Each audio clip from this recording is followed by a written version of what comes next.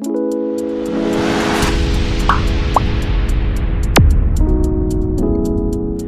साथियों, स्वागत है हमारे YouTube चैनल जीनियस क्लासेस में।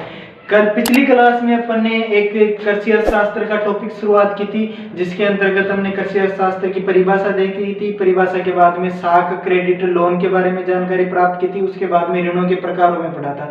2 प्रकार के ऋण प्रकार पढ़े थे, जिसके अंदर समय अवधि के आधार पर ऋण के प्रकार देखे थे और सुरक्षा के आधार पर ऋण के प्रकार देखे थे। आज उसी क्रम में हम आगे बढ़ेंगे और इस क्लास को आगे खत्म करने का प्रयास करेंगे। शुरुआत का जो टॉपिक है तकावी ऋण। तकावी ऋण कैसे बोला जाता है साथियों? तकावी ऋणों से बोला जाता है कृषि ऋण। सरकार द्वारा वह ऋण जो सरकार द्वारा मुआवजे के तौर पर दिया जाता है। जो ऋण सरकार द्वारा मुआवजे के तौर पर दिया जाता है उसे क्या बोला जाता है? तकावी ऋण बोला जाता है। क्वेश्चन ऐसे आ सकता है कि मुआवजे के तौर पर, सरकार द्वारा मुआवजे के तौर पर दिया जाने वाला ऋण कौन सा हो गया? तो वो कौन सा ऋण हो गया? तकावी ऋण हो गया। वह तकावी ऋण। अब पढ़ेंगे आरबीआई बैंक के बारे में। भारतीय reserve bank, reserve bank of India, RBI reserve bank India, भारतीय रिजर्व बैंक।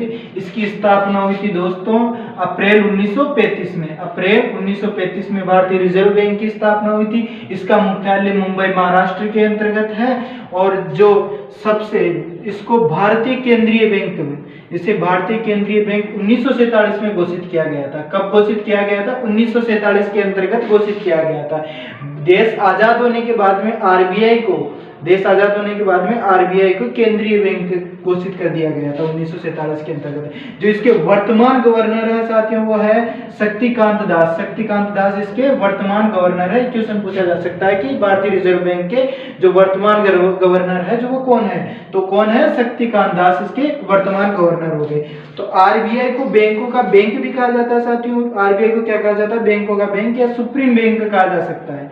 बैंकों का बैंक या सुप्रीम बैंक कहा जाता है इसको। जो इसके मुख्य कार्य हो गए, जो भारतीय मुद्रा नीति बनाने में, जो भारत की मुद्रा नीति होगी कि कौन कौन कितने प्रकार के नोट बनेंगे, कौन कौन से क्या क्या होगा, तो उसके बारे में जो भारतीय मुद्रा नीति बनाई जाती है तो आरबीआई के अंतर्गत आती है।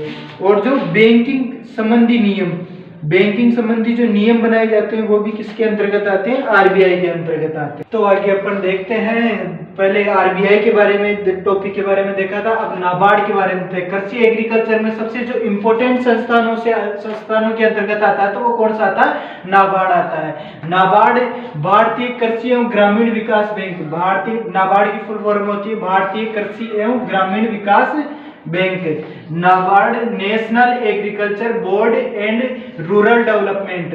National agriculture board and rural development इसकी फुल फॉर्म होती है। इसकी फुल फॉर्म भी कई बार एग्जामों में पूछी गई है। इसकी फुल फॉर्म क्या कई बार एग्जामों के अंतर्गत पूछी गई है। और इसकी जो स्थापना हुई है वो हुई है 12 जुलाई 1982 को इसकी स्थापना की गई थी नाबार्ड की। मुख्यालय कहाँ पर है? इसका भी आरबीआई की तरह मुख्यालय मुंबई महाराष्ट्र के अंतर्गत है। जो इसके वर्तमान जो चेयरमैन है, इसके वर्तमान चेयरमैन है doctor GR Chintalal. Doctor GR चिंतालाल।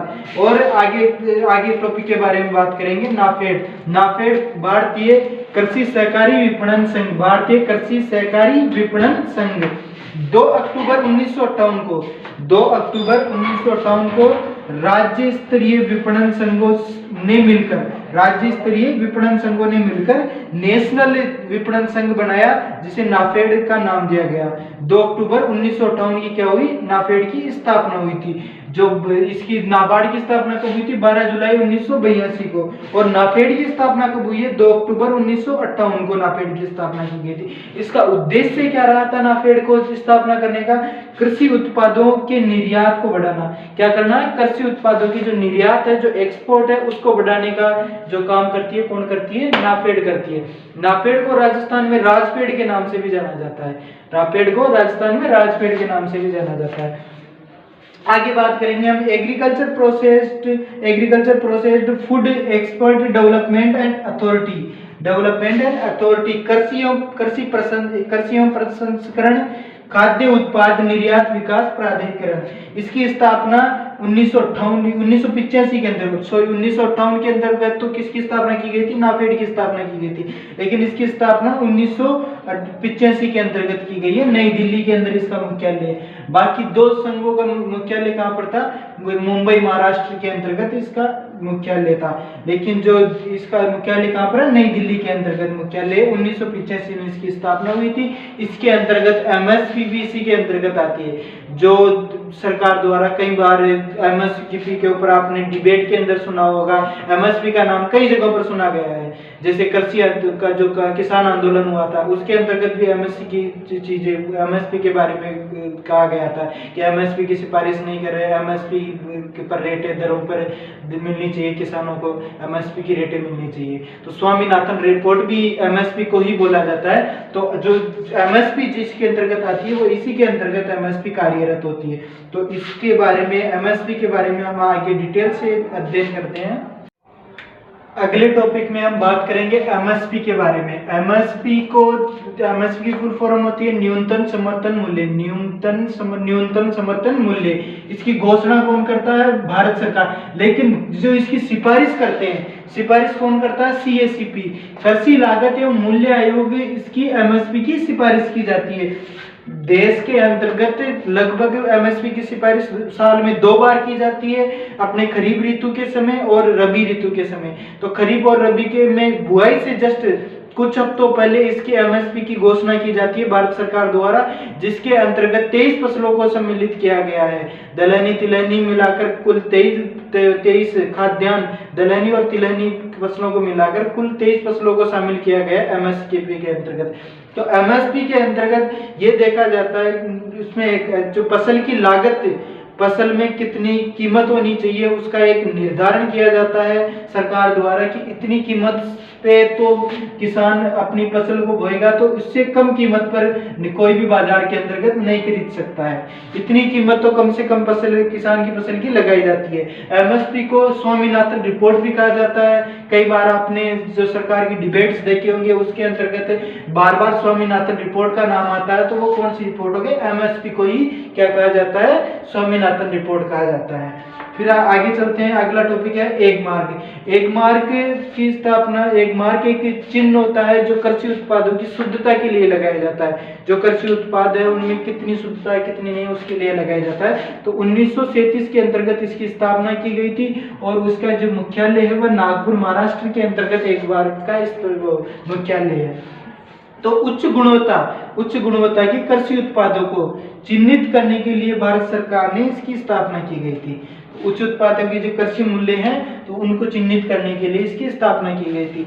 तो आप भी कई बार जो कृषि उत्पाद खरीदते हैं, जो बीज खरीदते हैं, जो दवाइयां खरीदते हैं, तो उनके ऊपर एक मार्क का टैग जरूर देखें। एक मार्क के टैग वाली ही दवाइयां और बीजों को खरीदे, क्योंकि एक मार्क जो खरीदी गई है वो कृषि उत्पाद उच्च गुणवत्ता के लिए लगाया जाता है। ये संस्थान है जिसके अंतर्गत पहले उसकी टेस्टिंग होती है, टेस्टिंग के बाद में उसको मान्यता प्राप्त हो जाती है एक मार्क की।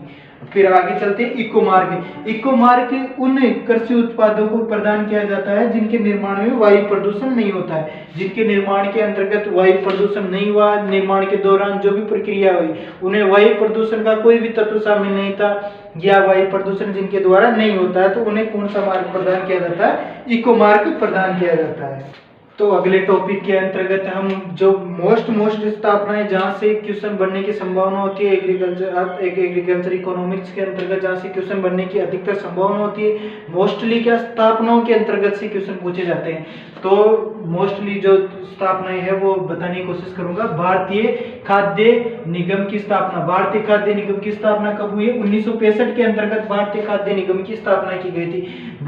जो क्षेत्रीय ग्रामीण बैंक की स्थापना, क्षेत्रीय ग्रामीण बैंक की स्थापना 1975 में की गई थी। कई बार पूछा हुआ है क्वेश्चन है, मोस्ट इंपोर्टेंट क्वेश्चन है, कई बार पूछा हुआ है एग्जामों के अंतर्गत, सुपरवाइजर के एग्जाम में, डब्ल्यूओ के एग्जाम में, एओ के एग्जाम में कई बार पूछा हुआ है क्वेश्चन है कि क्षेत्रीय ग्रामीण बैंक की स्थापना कब हुई थी? 1975 के अंतर्गत क्षेत्रीय ग्रामीण बैंक की स्थापना की गई थी। भूमि विकास बैंक की स्थापना 1929 के अंतर्गत की गई थी। भूमि विकास बैंक की स्थापना 1929 के अंतर्गत की गई थी। फिर आ गया ISI, इंडियन स्टैंडर्ड इंस्टीट्यूट, इसकी स्थापना 1947 में देश आजादी के समय की गई थी। जो भारतीय सहकारिता, अगला टॉपिक है भारतीय सहकारिता की शुरुआत 25 मार्च 1904 के अंतर्गत की गई थी। भारतीय सहकारिता की शुरुआत 25 मार्च 1904 में की गई थी। भारतीय सहकारिता है जिसके त्रिस्तरीय ढांचा भी कहा जाता है। भारतीय जो सहकारिता है उस सहकारी समिति है उसको तीन भागों में बांटा जाता है, या इसे कह सकते हैं कि त्रिस्तरीय ढांचा है। तो जो प्राथमिक कृषि सहकारिता समिति है वो गांव स्तर पर होती है। जो प्राथमिक सहकारी समिति होती है गांव के अंतर्गत अपन ने देखा होगा कि जहां से कोऑपरेटिव सोसाइटी से लोन लिया जाता है किसानों द्वारा, तो वो क्या गांव स्तर पर होती है, दूसरी जिला स्तर पर होती है, तीसरी राज्य स्तर पर होती है। तो एग्रीकल्चर इकोनॉमिक्स के जो पार्ट थे हमने बताई दिए। भारतीय कृषि खाद्य निगम की स्थापना 1965 में की गई थी। क्षेत्रीय ग्रामीण बैंक की स्थापना 1975 में की गई थी। कई बार पूछा हुआ क्वेश्चन है। भूमि विकास बैंक की स्थापना 1929 में की गई है। और जो भारतीय सहकारिता की शुरुआत 25 मार्च 1904 में की गई है। और जो इन्हें 3 स्तरों में बांटा गया है, जो प्राथमिक सहकारी समिति गांव स्तर पर होती है, जिला स्तरीय सहकारी समिति, राज्य स्तरीय सहकारी समिति। तो एग्रीकल्चर इकोनॉमिक्स में शुरुआत में हमने देख लिया था।